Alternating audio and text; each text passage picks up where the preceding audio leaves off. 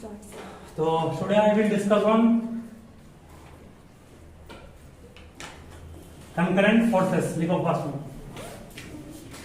Equilibrium of concurrent forces. Equilibrium of concurrent forces. तो इस topic पे काम कर रहे हैं जिस पर बहुत सारा न्यूमेरिकल पूरा भरा हुआ है. ठीक है, इक्विलिब्रियम ऑफ कंकरेंट फोर्सेस. जानते हो कंकरेंट फोर्स क्या होता है? जब एक ही पॉइंट पर ए नंबर ऑफ फोर्स लगते हैं, means if a number of forces acting on a single point then they are said to be concurrent forces. ठीक है, दो लाइंस अगर एक जगह पर कट रहा है तो उसको आप लोग इंटरसेक्टिंग कर देते. लेकिन जब तीन या तीन से अधिक लाइन एक पॉइंट पे कटता है तो उसे कंकरेंट लाइंस कहते हैं. ठीक है, थ्री और more lines are said to be concurrent if they intersect at a same point. Just in the same way if a number of forces act on a single point then that type of forces is called what? Concurrent forces. ठीक है, जब बहुत सारे force किसी एक ही point पर act कर रहे हैं तो हम लोग उस टाइप के फोर्स को क्या कहते हैं? कंकरेंट फोर्स कहते हैं. बेटा उसको तो आवाज आए देखिए. तो क्या करना, देखो यहाँ पे a number of force, if a number of force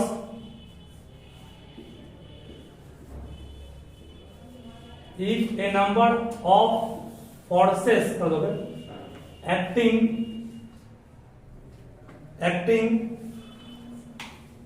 at same point on a body, then it is called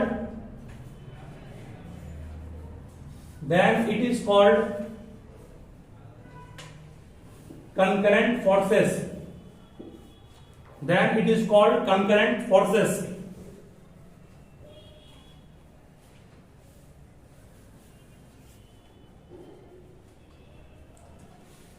And if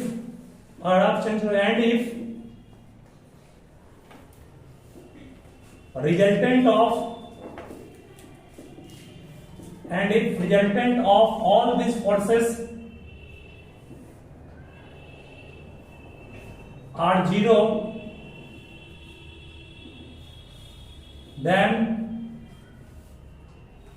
they are called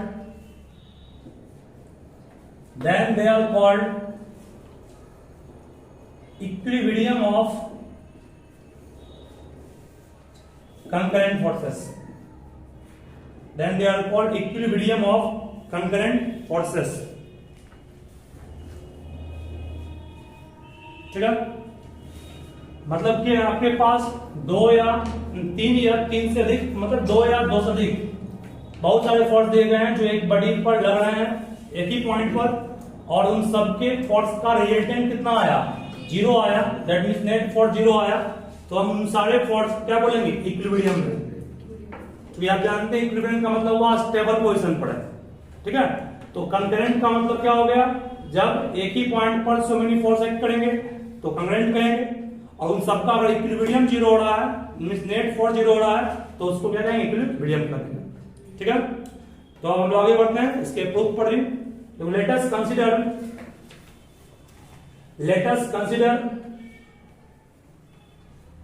three forces.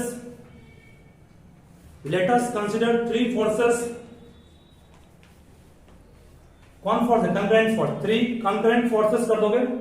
Let us consider three concurrent forces F1, F2 and F3. F1, F2 and F3.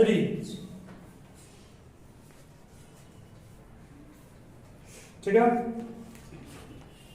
is given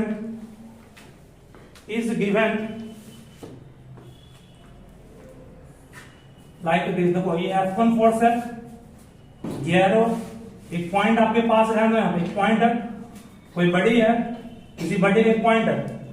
इस point पर एक force F1 इधर काम किया, दूसरा force F2 इस तरफ काम कर रहा है और तीसरा फोर्स F3 इधर काम कर रहा है।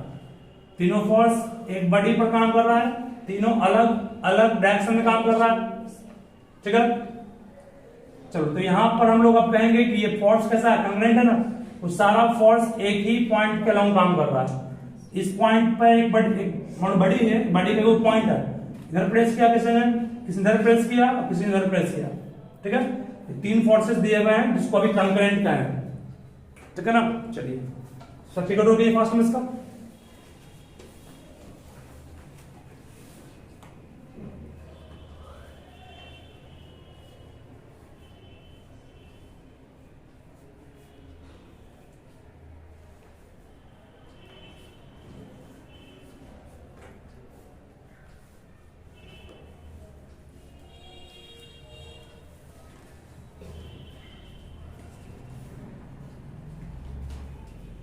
ठीक है ना, ध्यान देना बहुत। तो क्लियरली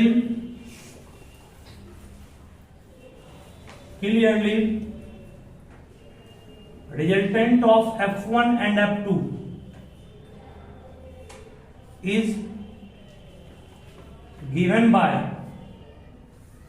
बोलो ध्यान से सुनो मैंने क्या बोल रहा है। एक फोर्स F1 ये F2 है, तो इसका रिजल्टेंट याद करो, पढ़ाया था ना।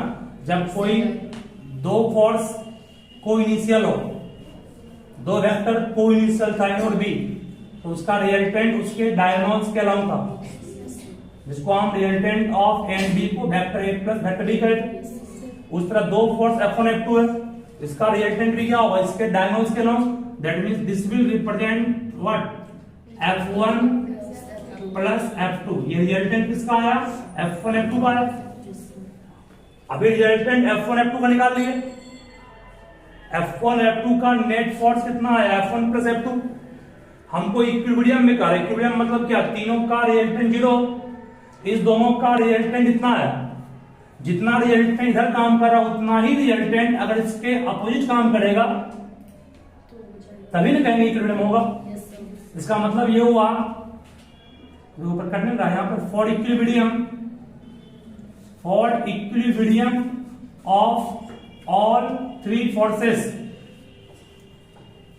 F1 प्लस F2 जो फोर्स आपका आया must be equal and opposite of F3. Then so we can say it is equilibrium।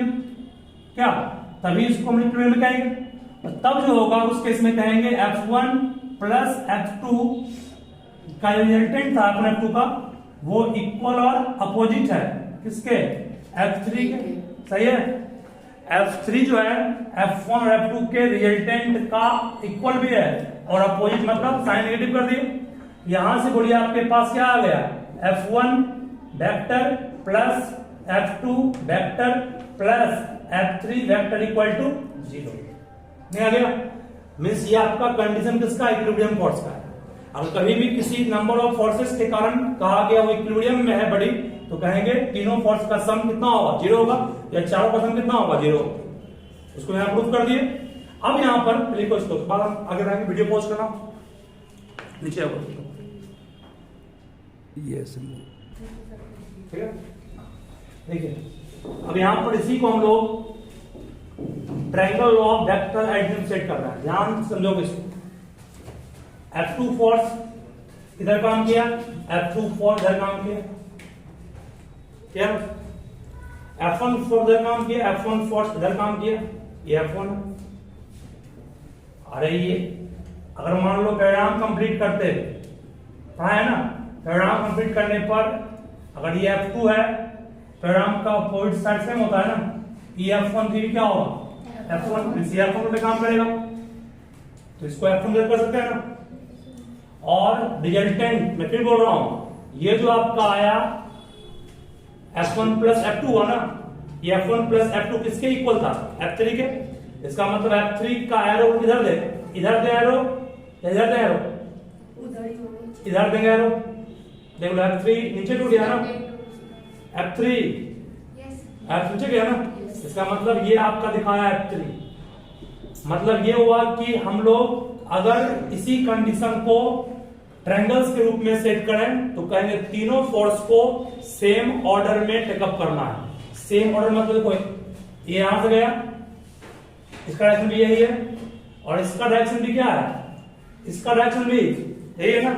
That means if you take the triangle in same order, ठीक है, then you can say it will represent what, concurrent forces। और वही मान लो आप F1 ऐसे दिखाते, F2 दिखाते ये, तो ये जो आप अगर ऐसे लेते हैं तब इसको इक्विलिब्रियम नहीं कहते, तब ये क्या होता है F1 प्लस सिर्फ F2 होता है। लेकिन अगर तीनों इक्विलिब्रियम में है तो नेट फोर्स जीरो होगा। क्यों? क्योंकि आप स्टार्ट किए यहीं से और यहीं पे ही हुआ तो डिस्प्लेसमेंट जीरो हुआ ना, इसका मतलब फोर्स भी जीरो, ठीक है ना। तो जहां से स्टार्ट किए फाइनली वहीं आ गए तब डिस्प्लेसमेंट जीरो होता पड़े हो। दैट मींस रिजल्टेंट कितना उसका हो गया, जीरो हो गया।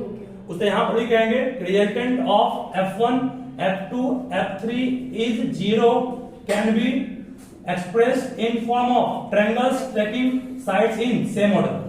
क्या साइड्स को अगर सेम ऑर्डर में टेकअप करेंगे तो वो भी इक्विलिब्रियम के केस को ही दिखाएगा, ठीक है। क्या समझ गया ना तक ना? इसका यूज करेंगे, ये 15 फोर्स है। अब similarly for number of forces, similarly for number of forces n, और मान लो आपने 3 फोर्स से प्रूफ किया, नंबर ऑफ फोर्सेस n रहेगा, तब क्या सेम कंडीशन F1 प्लस क्या होगा F2 plus F3 plus dot dot dot कहां तक Fn, सारे फोर्स का सम यहां पे क्या होगा, जीरो, ठीक है।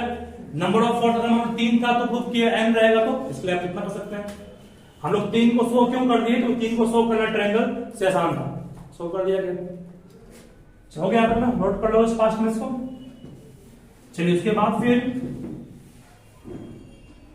कंकरेंट फोर्स क्या हुआ, तो कंकरेंट फोर्स उस फोर्स को कहेंगे जो एक ही पॉइंट पर बहुत सारे फोर्स लगेंगे। तो अगर उन सारे फोर्स का रिजल्टेंट जीरो होता है तो उसे हम लोग क्या बोलेंगे, कंकरेंट फोर्स कहेंगे, इक्विलिब्रियम कहेंगे। सॉरी,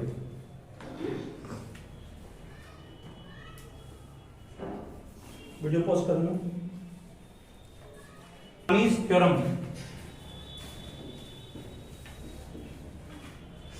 नेक्स्ट टॉपिक है straight and proof Lami's theorem.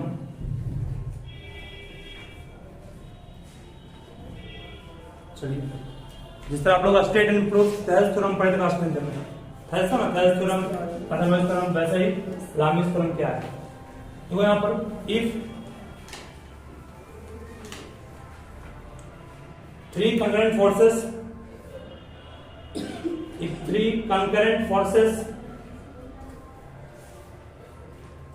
F1,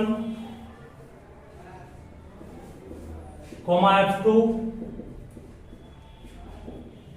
and F3, if 3 concurrent forces F1, F2 and F3 acts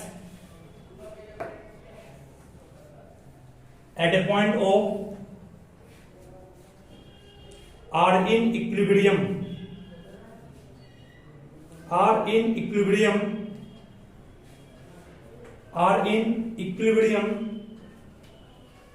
and let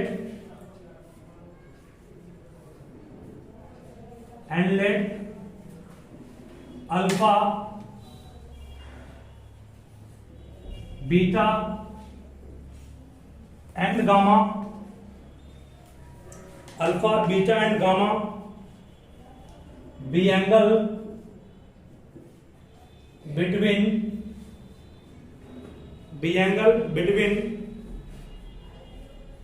F2 and F3, F2 and F3, F1 and F3, कौन है बच्चे, F1 and F3 and F1 and F2 and F1 and F2 respectively, ठीक है। मतलब क्या माना है मैंने, अल्फा एंगल है किसके बीच का, अल्फा एंगल है कौन बीच का, फोर्स का, F2 F3 के बीच, बीटा एंगल F1 और F3 के बीच, गामा एंगल F1 और F2 के किसी के बीच अल्फा बीटा गामा मान सकते हो। तीनों फोर्स एक दूसरे के साथ किसी एंगल झुका होगा ना, ये फोर्स मान लिया F1 F2 F3। इसके पहले काम किया कंकरेंट फोर्स क्या होता है, इक्विलिब्रियम का कंडीशन क्या था। अब हम लोग एंगल पर बेस्ड फिगर लाए, अब इसी को हम लोग एक्सप्रेस करेंगे ट्रायंगल के रूप में। तो यहाँ पे द सेम फिगर, हाँ फिगर लो कीजिए फर्स्ट इसका, ये पॉज कर दो। So the same figure can be reduced as, same figure can be reduced as, समझोगे यही मेन है फिगर का। इसी फिगर को हम लोग रिड्यूस अब दूसरे तरीके से कर सकते हैं। कैसे, ध्यान दें आप, ये F1 आपके पास है, ठीक है, F1 काम इस तरफ कर रहा है। अगर F3 को हम उस साइड भेज दे ट्रायंगल बनाने के लिए, F3 को उस साइड भेज दिए, दिस इज व्हाट F3, तो बोलो ये एंगल कितना हो जाएगा, और इसको हम F3 बना देंगे तो what will become this angle is F1 और बीटा, यस सर। सो इसको बोलो what is this angle B, नहीं सर F4 और F3 के बीच। अभी F1 ऐसे है, F3 ये था, F3 इधर कर दिए, तो ये एंगल क्या होगा, कहोगे पाई माइनस बीटा होगा, 180 माइनस बीटा, यस नहीं होगा, यस सर, क्योंकि ये 180 पर बन रहा है ना, 180 में बीटा गया, pi minus beta. Yes sir.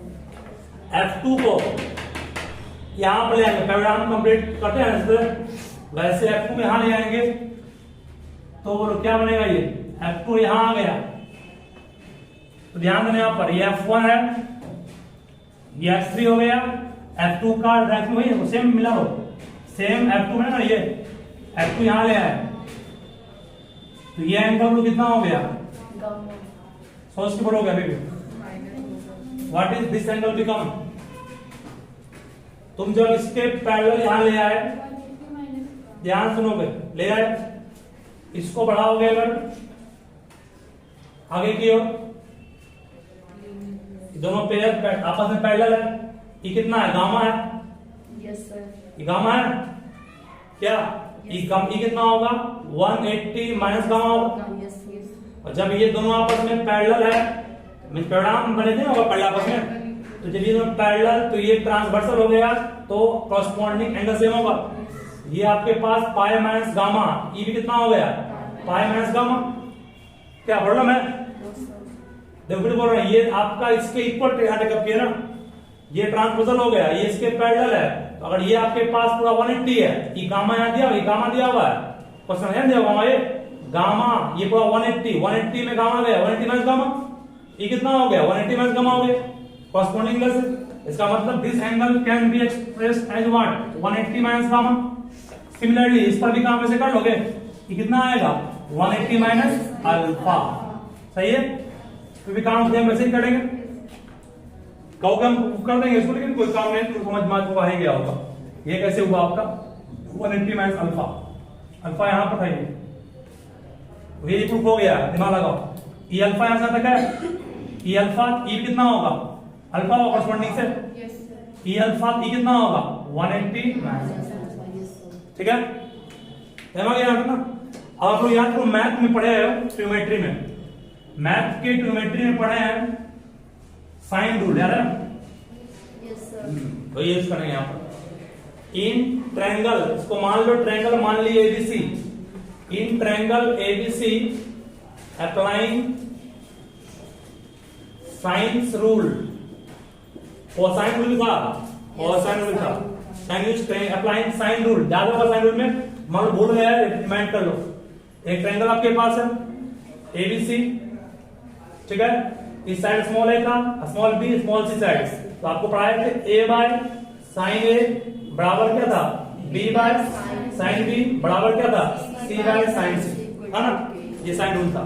वही applying sines rule in triangle कौन सा, ए बी सी, क्या बनेगा आपको ए मतलब ए के सामने कौन फोर्स है F1 बाय साइन ए मतलब साइन पाई माइनस अल्फा, सही है, बराबर F2 second for F2 Yes, sir. Pi minus sine pi minus beta, कोई प्रॉब्लम किसी को, बराबर F3 by sine pi minus gamma, सही है। मैथ में ही पढ़े हो, साइन 180 माइनस थीटा क्या होता है, साइन 180 माइनस थीटा, 180 में पढ़ा no changing, minus theta theta 180 में नो चेंजिंग पढ़ा है ना, और 180 में नो चेंजिंग, और सेकंड क्वाड्रेंट में साइन पॉजिटिव होता है, इसका मतलब ये साइन अल्फा आ गया, बराबर कितना F2 बाय साइन बीटा आ गया, बराबर कितना F3 by sine gamma. This is called Lami's theorem, यही लामीज का थ्योरम है। इसका यूज करके हम लोग अब क्वेश्चन बनाएंगे। तुम्हारे पास अब 3 फोर्स याद आएगा, दोनों में 2 एंगल है, थर्ड एंगल को क्या निकाल लोगे, है ना, मतलब दिस इज लामीज थ्योरम, यही लामीज का थ्योरम, इसको स्टेट करेंगे कि ये कहा क्या, सबसे क्लियर करो ना। चलिए वीडियो पॉज कीजिएगा। Now we have to discuss on the statement of Lami's theorem. A statement is so simple because we have proved this theorem. Just see here carefully. So according to Lami's theorem,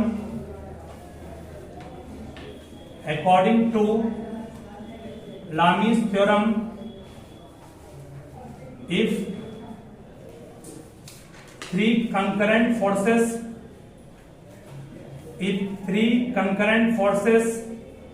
are in equilibrium,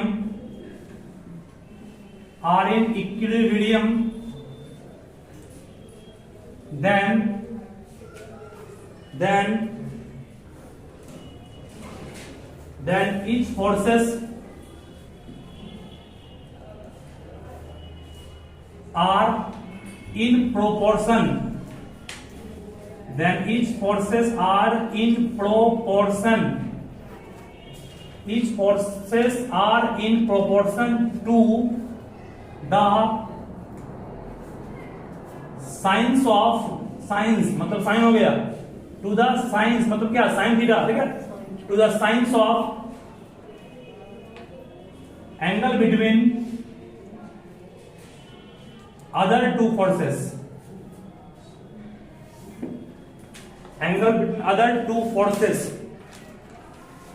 का meaning देखो, पर क्या बोल रहे हैं यहाँ पर answer, अगर तीनों फोर्स कंकरेंट था, इक्विलिब्रियम था, तो तीनों फोर्स प्रोपोर्शन है, प्रोपोर्शन मतलब इक्वल रेशियो, किसके, साइंस ऑफ वो एंगल जो किसके बीच का होगा, बाकी बचा हुआ 2 फोर्स, ऊपर आप F1 लिए है, दोस्तों बात लिखा है अल्फा किसके बीच का एंगल है, F2 और F3 के बीच का एंगल है, बाकी अगर F2 में एंगल बीटा लिए हैं, F1 और F3 के बीच का एंगल बीटा होगा, गामा एंगल किसके बीच है, F1 F2 के बीच का है, मतलब जो फोर्स तुम टेकअप कर रहे हो उसका एंगल नहीं है, बाकी बचा हुआ 2 फोर्स है उसका एंगल से, ठीक है ना, यही लामीज का थ्योरम कहता है। According to Lami's theorem, if 3 forces are concurrent and are in equilibrium, then each forces are proportional to the sines of angle between the other 2 forces, ठीक है, ये लामीज का थ्योरम प्रूफ हो गया। इस पर क्वेश्चंस भी है बहुत सारे।